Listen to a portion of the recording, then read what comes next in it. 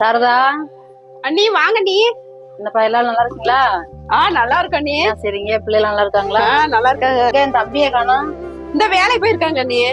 ஏன் நீ எப்ப பார்த்தாலும் இதையே வாங்கி கொடுக்குறீங்க? சேம்பல அதை சேம்பல கேட்டு அழுகுறியா? அப்படி பிள்ளை எப்படி வச்சிருக்கிற? நான் சோறை போட்டு கொண்டு வா, நான் ஊட்டி விடுறேன். சரி பிள்ளை, கிளம்புறேன். தம்பி வந்தா சொல்லிரு. ஏன் நீ அந்த பிள்ளை போய் பாத்துட்டு போலையா? அதுக்குள்ளேயும் கிளம்பிட்டீங்க? இல்லல, நான் அங்கெல்லாம் போகல. நான் அது வந்ததுன்னு சொல்லிடுறாத அந்த பிள்ளைகிட்ட. ஏன் நீ உங்க ரெண்டு தம்பியுமே இங்கதான் இருக்கிறோம். நாங்க இங்கிட்ட இருக்கிறோம், இன்னொரு தம்பி ரோட்டுக்கு அந்த பக்கம் இருக்கிறாங்க. நான் மட்டும் சொந்தக்கார பிள்ளைன்னு இவ்வளவு உருத்த அடிக்கடி வந்து பாக்குறீங்களே. அந்த பிள்ளை அந்நியன்னு தானே போக மாட்டேன்றீங்க. அந்த பிள்ளை அந்நியமா இருந்தாலும் நம்ம குடும்பத்தாளுகிட்ட எல்லாம் எவ்வளவு அந்நியோன்யமா பழகுறவங்க. அக்கான்றவங்க தாய்க்கு நிகரானவங்க. எந்த தாயுமே தன்னுடைய பிள்ளைய வேறுபடுத்தி பார்க்க மாட்டாங்க. ரெண்டு பேருமே உங்க தம்பியே தானே. அவங்க பொண்டாட்டியில ஏன் வேற்றுமையா பாக்குறீங்க? அந்த பிள்ளைய நம்ம வீட்டுக்கு வாழ வந்த பிள்ளைதான்.